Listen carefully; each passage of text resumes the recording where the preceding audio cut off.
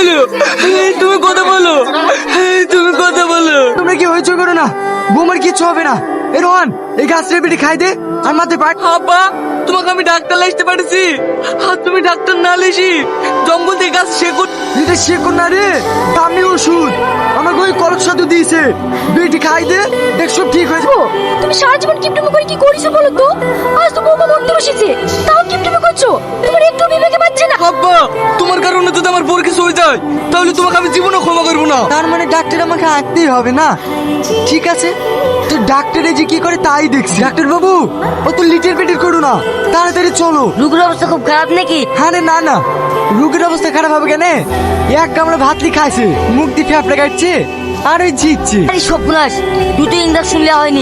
Induction লাগবে না, 10-15 টাকার ওষুধ দিলে ভালো হয়ে যাবে। এটাকে সামান্য কিছু মনে করছো? নাও তাড়াতাড়ি চলো।